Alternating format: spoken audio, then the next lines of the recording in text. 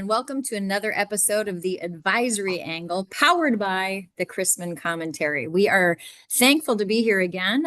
We've got an old favorite guest of the STRATMOR group and somebody you might not hear from all the time. So we're very excited. We've got, as always, Mr. Garth Graham. Glad you're here. I'm the old one. Oh, you're a good old favorite. I'll tell you that. Okay. I didn't call you Thank you. old, but you take All right. you do you. But we also have the one and only amazing Nicole Young joining us today. How you doing, Nicole? Doing great. Happy to be here. Lovely.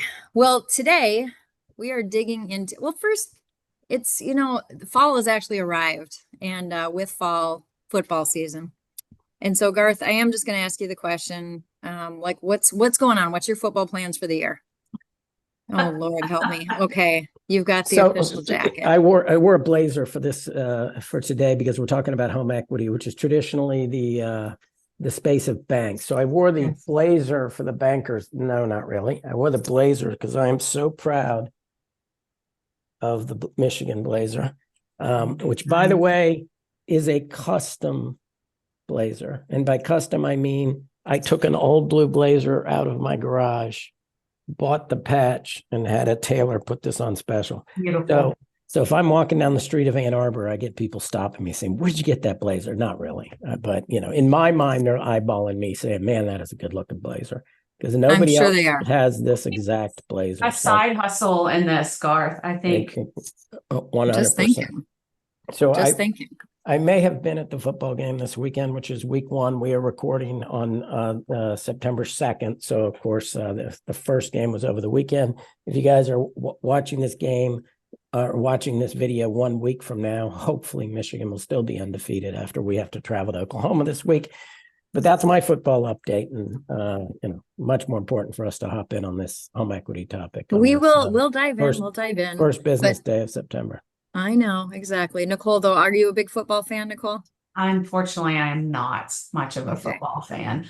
I am kind of a Go Taylor's boyfriend kind of football fan. So right, there's nothing wrong with that. You either won the hearts or lost love on this call with that one, girl. But I know. Sorry to be so controversial right at the top. It is a little bit right out of the gates. I was just kind of surprised to see football was already upon us, because that means that summer's over and fall is officially here. So, to Garth's point, today we are talking about home equities, and it's pretty interesting because home equity originations are up. I'm showing from the latest ADAM data, their HELOC originations were up 16% from Q1 2025. We've got 48 million mortgage holders with tappable equity. So we'll kind of dig into that. Interesting as well. I actually saw a study recently by TransUnion talking about how overall payments to income ratios were definitely up, meaning people are putting more debt everywhere they can get it, consumer debt and so forth. And it's one of the great things about HELOCs is you can actually help people reduce their payment to income ratios, which of course lead to mortgage delinquencies and other bad things. So let's dig into it. Garth, why don't you get us started and talk a little bit about what you're seeing and hearing out there? Sure. Well, I think there's a couple trends that are pretty interesting. And we did a workshop a few months ago with our consumer direct clients, and we're doing another one this November. So click on the link wherever we put the link, and we'll invite you to that as well. But in consumer direct, what we are seeing is that over 50% of all refinance transactions are done through consumer direct, and less than 50% are done through traditional retail, which is interesting. However, purchase is about 80-20, 80% through retail, 20% through consumer direct. So now let's get to home equity. Home equity 10 years ago was over 80% through a bank branch, and on less than 20% were done through call centers or through applying online. That was just 10 years ago. This last year, it's flipped, literally flipped. So only 20% are done through some element of a bank branch. So walking into your bank to get a home equity line of credit or a home equity loan, and 80% are done through direct origination.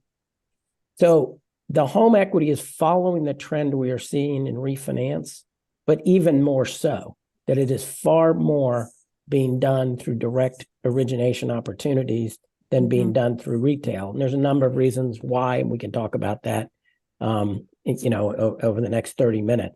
But it is absolutely a trend that consumers are voting on those types of transactions that don't involve a realtor, don't involve a seller, don't involve a fixed closing date, that they are comfortable using online or direct origination opportunities. Yes, I think that is absolutely where the advent and investment in technology has paid off. I think some of that that borrowers have been kind of trained to transact via app, not only through the mortgage process, through the refinance boom, but through just, general advancement of technology. I looked up ahead of this podcast, who are the big home equity originators? And as you said at the beginning, at one point it was exclusively dominated by banks. And now 5 of the top 20 home equity originators are independents. And again, looking through the list, the top 3 independent home equity originators are heavily technology based, right? So Can you say who they are? So Rocket, Figure, and Spring EQ. Yep. And so Rocket is number 3. I'm looking at Inside Mortgage Finance data. So that's sort of my go-to source for current rankings. So Rocket is at number 3, Figure at number 5, and Spring EQ at number 9. So actually 3 of the top 10 originators of home equity are independents. And by the way, what we are seeing is that there's a real bifurcation in the delivery. And the bifurcation is the independents and or the more fintech forward type companies, the 3 you mentioned, frankly, and others, are really selling convenience and speed as the primary driver and messaging around the opportunity, meaning I can get your money to you in 9 days. So it truly is an alternative for people who have tappable equity, but a low first mortgage, maybe making quick decisions. I want a pool, I want to remodel. Oh my God, my kid's college is more expensive than I thought, or holy cow, where the heck did all this credit card debt come from? So they may not be saying, I need to make a 30-year decision or a 15-year decision on a mortgage. I just need cash. And the terms of a home equity loan are less expensive than the alternative unsecured methods. The thing I will stress, though, is the fintech opportunity or offerings tend to be higher rate than the bank equivalents. So how is a bank not able to capture, especially their own banking customers, for home equity opportunities? And the reason is it takes them too long to close the deals. And I don't mean to paint, like everything, when you ask me a trend, so, I'm going to give you a trend, there's exceptions to the trend. So certainly if you're a bank and you can close home equity lines of credit or home equity loans in 2 weeks, congratulations. But what we consistently see in the data is that those sort of fintech forward companies are super fast in getting the money to the consumers, who, by the way, have a high need and high intent when they raise their hand and say, I want the money. And the banks are more saying, well, I'll close you next month. They don't want it. They don't want it next month. They want it right now. Let me ask you a question. So this is interesting what you're talking about right now, because again, if we look at the data tells us that there's 48 million consumers that have tappable equity, meaning you're still leaving 20% equity in your property. And in fact, one of the data points that I read was that the average mortgage holder has $213,000 in tappable equity available, which is a number that surprised me, right? But you're talking about speed to getting the money. I actually am also questioning who is reaching out to them. Is Rocket, you take a look at all this data that you have in your database or your portfolio, what have you, or and look and see who's got the equity, who is unlikely to refinance because they've got a 2 handle on their first mortgage. Looking at all of that data together, who's got consumer debt, who would benefit from this.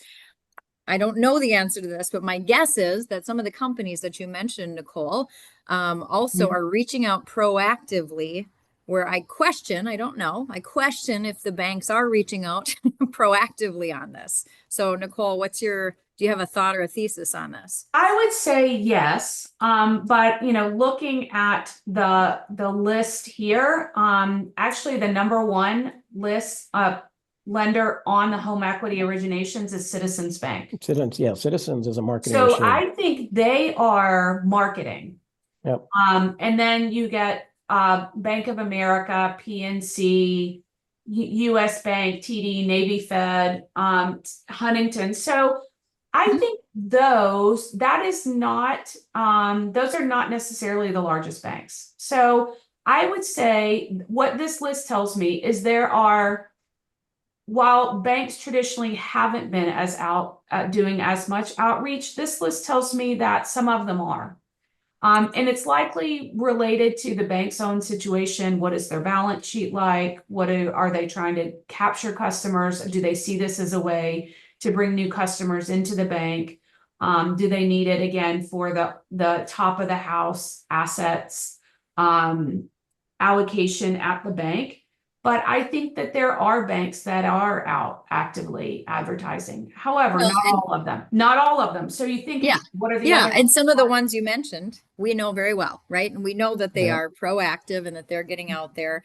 I'm going to go to the chat in just a moment because there's a few interesting questions Yes. and comments I'm going to jump into in just a moment. But Garth, I'd love to hear your thoughts on this same topic. Is it Yeah. that, So the outreach? the largest marketer is really figuring Citizens, and then they're right up there in terms of the volume. They are doing the most marketing in the space, whether it's direct marketing through mail, digital, et cetera. I'm staring at the statistics right now. And by the way, the remarkable piece is how many homeowners did you say had equity available? 48 million. 48 million. Yep. And Figure and Citizens are over 40 million marketing pieces last year.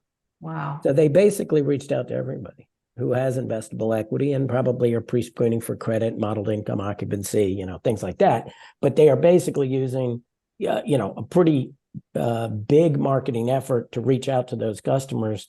There's a third bank that's over 40 million, and there's only two more that are over 10 million, and it drops significantly after that.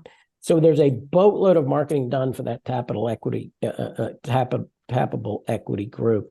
I think the biggest thing and where the banks struggle is, even if they get a response when they're marketing to their own customers, if the process is slow or antiquated and they're not able to get the money fast, they miss out on the high intent borrower. And the high intent borrower is also the high utilization borrower.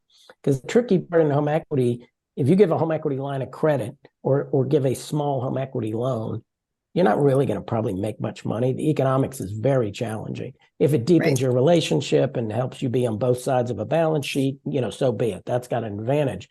But if somebody gets a home equity line of credit and uses it for convenience purposes and constantly pays it off, it's not a hugely profitable transaction in its own right. The high intent borrower, though, draws it.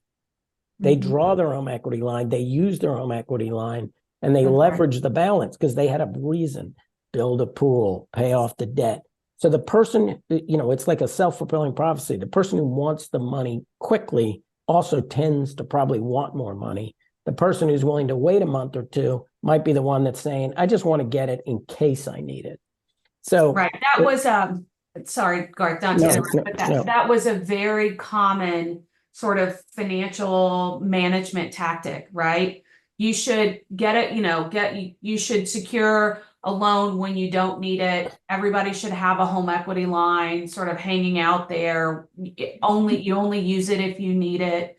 And a lot of banks sort of cleared house of those. I don't think that they like to have those, again, as you say, Garth, because even though you're not mailing statements, there's still administrative costs related to those. And so having those hanging out there, and I think some of the banks probably are hanging back because that's the kind of borrower that they had, the just in case borrower, low utilization, but there's still carrying costs for those loans. And I think it's again, flipping the model to go after, as you call them, the high intent borrowers. That obviously some banks from this list, and again, from your mailing activity, you can see that there are banks that have actively gone after that market. Yeah. So I'd say the other ones, while we're rattling off some numbers here, Sue, the other thing to keep in mind, at a 6% first mortgage rate, that's about 5 million people that are in the money at 6%. It's really the 5 million people who got loans in the last 2 years. So it's a little over 10% of the capital equity population could get a refinance at 6. We're not at 6, by the way. At 5%, it goes to 10 million. But we're not scratching this. So, some people look at this and say, well, home equity is like hot right now. But as soon as the market turns and rates go down, then people will just cash out. Well, the rates are going to have to go to 4. Yep. 3 or 4% to suddenly make people want to, trade in a low rate first mortgage when they can just get a home equity loan and keep that low first mortgage, which is that's right. So I think that's kind of part of the dynamics there. Let's go to the chat for just a second, because we got some interesting comments and questions coming in here. Bill Dowley said, hey, this is a surprising trend. This is going back to how much is being originated direct by kind of more of these fintechs versus banks. He said a surprising trend, but most occasions a refinance or home equity is transactional. It's the biggest factor. They're already in their house. Really good points. Purchase tends to be, as we know, much more relationship and advice and so forth. Carmen Inclan. Hey, Carmen.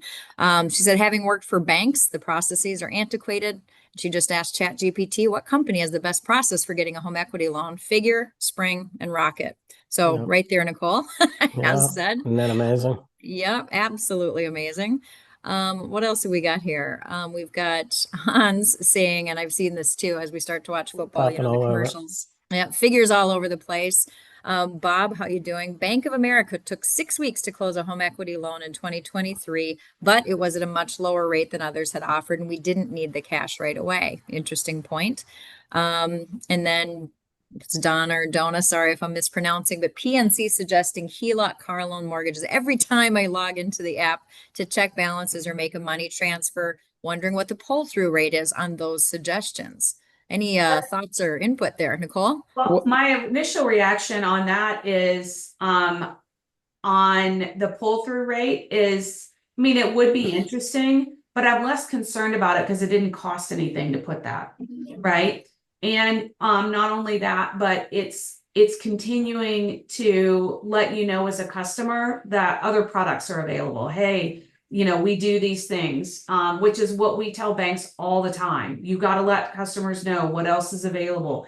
You have, they log into your app all the time. You should be using that space. So I like data, so I would want to know what the pull-through rate is, but from a business perspective, I'm not as concerned about that because it didn't cost you anything.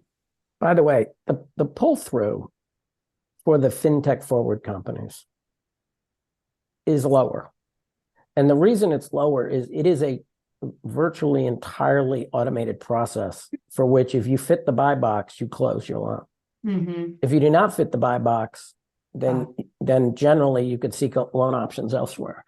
So they have built a tight buy box that is highly automated. And highly automated means automated verification of identity, income, AVM. So they're just, boom, boom, boom, they're closing them. Banks, mortgage companies struggle with all of it. We gear processes around ATR. We gear process around give me your pay stub. We gear processes around, an AVM is low. Of course it's low. Let's get an appraisal. They're taking a different approach. For that high intent borrower that needs the money quickly, we're going to design a process that does exactly that. I will say this, Figure has also pivoted to beginning to offer their platform as a service to others. So you want to expand your buy box, you can do it and leverage their platform. It doesn't mean you have to. There's other options as well. But if you said, hey, I want to do a smoking platform, and in fact, some of the IMBs that we see in the top list of originations are ones that use Figure's platform. Mhm. So it can be done in a different way, but it's being done much more like a credit card or a consumer loan might be, relying on data and not really messing with the fallout.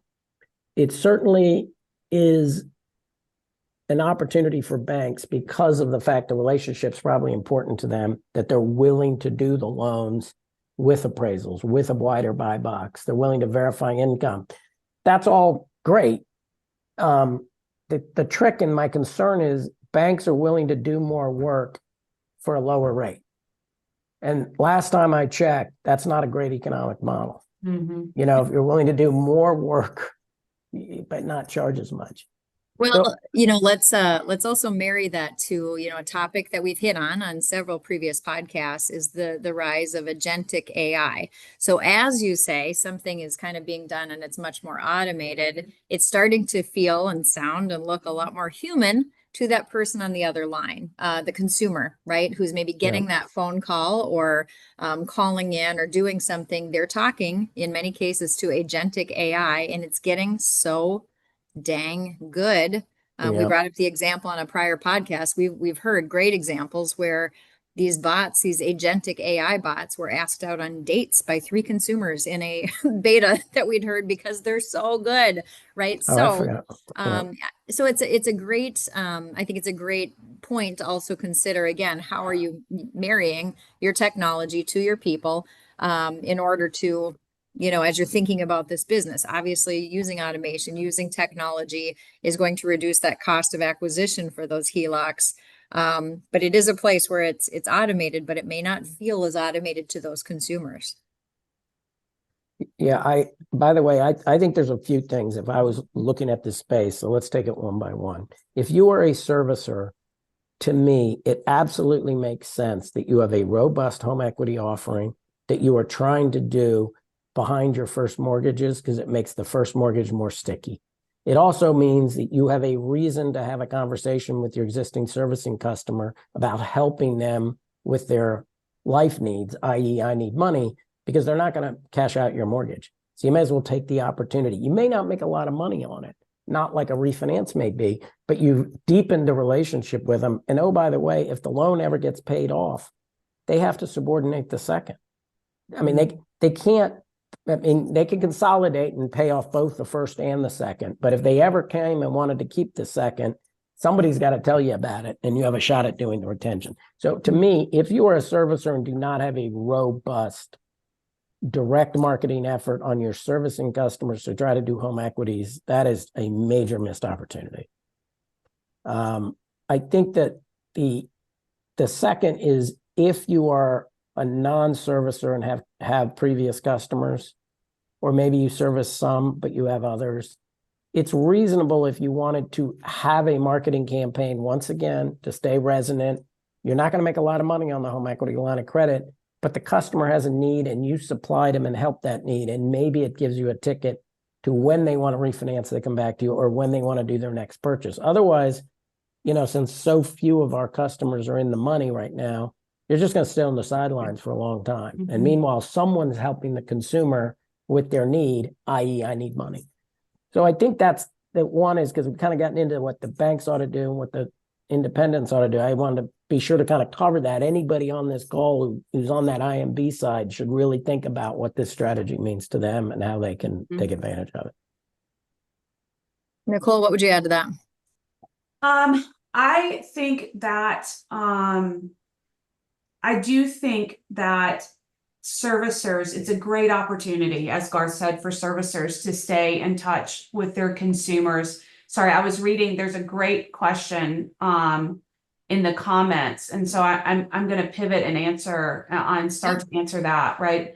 With the Fed projected to lower rates, should LOs be offering a closed-end second or a variable HELOC, right? So I'm not in the day-to-day business of interacting with customers. But I do think that that comes up into what are we offering? What are we marketing, right? Are you trying to get a closed-end second, or are we trying to place a HELOC so that, the customer has it, it's available? And I think really my answer to that question is really about what the customer needs are, right? The customer that needs money right away, that has a need, college, a pool, home renovations. As we've heard here, people with, a 2, 3, even 4 handle mortgage are unlikely to move, right? We've seen that in the market. And so they may want to use that equity to renovate and make that their existing home work. To me, that's a great example for a closed-end second, whereas a variable HELOC.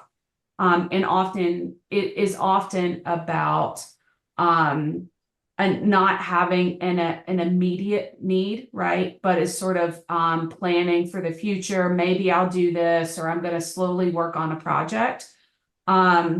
But I think that either one of those can be a good solution, but I really think it depends on the customer's need. So I'll bring one other up. There is a big chunk of people who have free and clear homes, especially in the baby boomer generation. They have kids who have low rate mortgages. And guess what those kids are doing? The mom and dads are saying, you know what? I'll give you the money for the addition because you can't afford to move. Well, the kids are saying, I can't afford to move, but I just had another kid. So the normal piece of, hey, I need a bigger house is like, okay, fine, go ahead and add a room and I'll pay for it. I'll use my equity to do for you. And I think that it's not everybody, but that generation is so big and their amount of equity is staggeringly high. They are not the ones necessarily tapping it, but if their kids could convince them to tap it, it's a lot of extra liquidity for those kids to stay in those homes even longer. Right. And by the way, if my daughter's listening to this, if she's listening to this doesn't apply to you. It applies to them. You're getting nothing like it. So. I was looking, our friends at Meridian Link actually do a home equity survey or a study every year. And earlier this year, they said it was something like 30% of Americans are considering home equity lines right now. And that's up markedly from years previously, which again, it makes sense. It stands to reason when you think about the low handle interest rates, that people have on their first mortgages. But home improvement is the very number one motivator that people have. It's interesting to me because they talk a lot in the study about kind of still the lack of knowledge people have. I would just about guarantee that there's many American consumers out there who have all kinds of equity that they could use and also high interest rate credit cards because they think you have to be doing something with your home to get a home equity line of credit. I mean, there's a lot of people who still think you need to have 20% down. There is a lack of knowledge and education. So I do think that, again, I like the idea of getting more word out there to more people about this is a really, this is a very viable way to make your payments to income ratio a whole lot lower and use a little bit smarter source of assets outside of credit cards and other consumer debt. It's tax deductible for a cash out amount above your bought down acquisition indebtedness. And you're implying, Sue, that people don't know what their bought down acquisition indebtedness is. Shocking. And it is not surprising that people would say, I don't have a purpose for home equity. One thing I want to mention really quick, and this is where banks should lean in. I have a home equity line of credit. I will not disclose who it's with, but it is the same bank that I have a checking account with. I will never give up my line of credit with that bank. And the reason is I just write checks. And occasionally the checks are not covered by cash because I'm self-employed. And so I need to write a check. I write the check. And then I go, oh, holy crap, I drew on my home equity line of credit. And, this sounds like a first world problem, but I don't ever worry about it. And so for people in that type of situation who suddenly not having to worry about, well, do I move money from here to cover my, expenses this month? For instance, I'm blowing a lot of money on Michigan football travel and I'm just writing checks. But at some point that as a bank, God dang, I mean, you can't get people to wait a couple more weeks to get a line of credit that's substantially more efficient for your financial management. I would think you could, but not if you don't lead with that and talk about that as one of the benefits. That's right. George actually brought up something pretty incredible here in the chat, Yeah. and hopefully you're following along in the chat. We've got a little time left, maybe 15 minutes left today. And so if you've got questions or comments, please pop those into the chat. Or if you just want to dog on Michigan a little bit, that's okay too.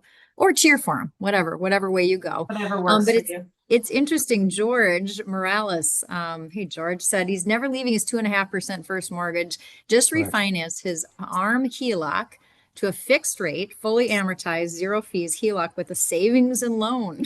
And he said, why did a savings and loan win out over my bank, my credit union, et Are cetera? you sure this Crazy isn't times. George? This isn't George Bailey? No, apparently not. Come on. It is a wonderful That was- life, but Thank you, George Morales, for giving me that. Exactly. Oh, that's kind of funny. but he went further and he said he was offered prime minus 51 basis Wow. points. Yeah. And the line of credit remains open, but it's at a fixed rate. Gosh, I want to ask like who it was. It's a pretty good gig. He said it was 150 basis point. Yeah, minus. Did I say plus? Minus 51 basis points, fixed rate HELOC. 150 basis point reduction in rate in his situation, probably like everyone on the planets, that was a no-brainer. So I don't know. What do you make of that, Garth? Well, so George understands our business. He talks in basis points. I would say he's 100% correct. It's a no-brainer. I do think the opportunity, whether it's banks, independents, or whatever, is to design this very slick process that's certainly going to help that first low-hanging fruit of people who qualify easily, have a boatload of equity. It's a fintech process, close in a week. Beautiful. There's a whole bunch of people who need help beyond that.